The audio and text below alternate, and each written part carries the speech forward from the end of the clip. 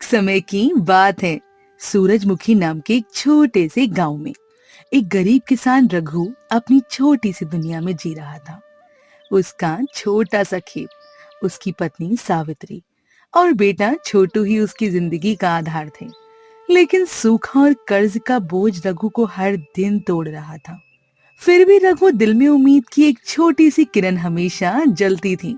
सूरज अभी पूरी तरह निकला भी नहीं था और रघु अपने सूखे खेत में खड़ा मिट्टी को निहार रहा था।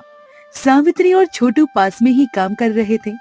तभी गांव का साहूकार रामू वहां आ धमका। रामू भैया, आप इस सुबह सुबह मेरे खेत पर? क्या बात है? कुछ जरूरी काम है?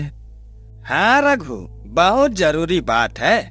मैं कोई फालतू काम लेकर नहीं घूमता। तेरा कर्जा ब्याज समेत 1,500 रुपए हो गए हैं। बताओ कब तक चुकाने का इरादा है, या फिर मैं समझूं कि तू ये खेत मेरे नाम करने को तैयार है। बोल रघु, अब और टाल मटोल नहीं चलेगी। मैंने तुझे पहले भी कई बार मौका दिया, लेकिन अब मेरी सब्र की सीमा खत्म हो रही है। अजी आप थोड़ा और समय दे दीजिए। मैं आपसे हाथ जोड़कर विनती करती हूँ। अगर अब बारिश हो गई ना अच्छे से तो हमारी फसल जरूर होगी। हम उस फसल को बेचकर आपका सारा कर्जा चुका देंगे, ब्याज समेत। बस हमें एक मौका और चाहिए। हम दिन रात मेहनत कर रहे हैं, कुछ तो रहम कीजिए। बारिश? हाँ, ये गांव तो सूखे की आग में जल रहा है। सावित्री, तुम लोग बस ख्याली पुलाव पकाते हो। बारिश के इंतजार करते करते तुम्हारा खेत और तुम्हारा घर दोनों मेरे हाथों में आ जाएंगे। मैं तुम्हें 1 हफ्ते का समय दे रहा हूँ। इसके बाद मैं खुद आऊंगा और इस खेत पर अपना हक जताऊंगा। समझ गए? रामू के जाने के बाद खेत में सन्नाटा सा छा गया। हवा में उड़ती धूल धीरे धीरे बैठ रही थी। लेकिन रघु के परिवार के दिलों में उदासी का साया और गहरा हो गया। सावित्री की आंखें भी नम थीं, लेकिन वो छोटू के सामने कमजोर नहीं पड़ना चाहती थी। रघु खेत की मिट्टी को निहार रहा था, जैसे उसमें कोई जवाब छिपा हो। बाबा, ये साहूकार चाचा हर बात हमें डराते हैं, हमें नीचा दिखाते हैं। हम कुछ क्यों नहीं करते? क्या हम ऐसे ही चुपचाप उनकी बातें सुनते रहेंगे? उसने हमारे खेत को अपना कह डाला और हम कुछ भी बोल नहीं पाए। बाबा, आप तो कहते थे कि खेत हमारे पुरखों की निशानी है, फिर हम इसे कैसे किसी और को दे दें? छोटू, गुस्सा करने से काम नहीं चलेगा। मैं जानता हूँ तेरा दिल दुख रहा है। मेरा भी मन तुझसे कम नहीं जल रहा, लेकिन हमें सोच समझकर कदम उठाना चाहिए। हम मेहनत करेंगे, भगवान पर भरोसा रखेंगे।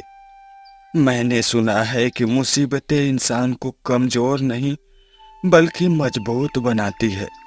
कुछ ना कुछ रास्ता जरूर निकलेगा। मैं वादा करता हूँ, तुझे और तेरी माँ को निराश नहीं होने दूंगा।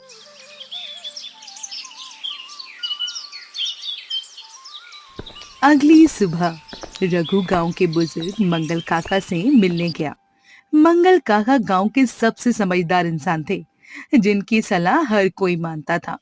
बरगद के पेड़ के नीचे मंगल काका बैठे थे। रघु, तुम तीनों सुबह सुबह यहाँ? तुम्हारे चेहरे को देखकर लगता है कि कोई भारी चिंता सता रही है। बोलो, क्या बात है? तुम्हें पता है, इस बरगद के नीचे हर मुसीबत का हल निकलता है। काका, आप तो सब जानते हैं, रामू का कर्ज मेरे गले की फांसी बन गया है। खेत बंजर पड़ा है, बारिश का नामो निशान नहीं। हर दिन सावित्री और छोटू की चिंता मुझे और तोड़ रही है। छोटू की पढ़ाई का खर्चा, घर का खर्चा, सब कुछ रुक गया है। मैं रात दिन सोचता हूँ, लेकिन कोई रास्ता नहीं सूझता। काका, आप ही बताइए, मैं क्या करूँ? मेरे पास अब और हिम्मत नहीं बची। मुश्किलें? रघु, मुश्किलें इंसान को कमजोर नहीं बल्कि मजबूत बनाती है। मैंने अपनी जिंदगी में कई तूफान देखे, सूखा, बाढ़, कर्ज, सब कुछ। लेकिन जो इंसान हिम्मत नहीं हारता वही जीतता है। मैंने सुना है कि शहर में एक नई योजना शुरू हुई है। वहाँ किसानों को कम पानी में फसल उगाने की तकनीक सिखाई जा रही है। तुम वहाँ जाओ, कुछ सीखो। हो सकता है वही तुम्हारी उम्मीद का किरण बने। काका, मैंने स्कूल में इसके बारे में पढ़ा है। उसे ड्रिप इरिगेशन कहते हैं। इसमें पानी की बूंद बूंद से खेत सिंचा जाता है और फसल भी अच्छी होती है। बाबा, हमें ये जरूर सीखना चाहिए। अगर ये काम कर गया तो हम रामू चाचा का कर्ज भी चुका देंगे और गांव को भी बचा लेंगे।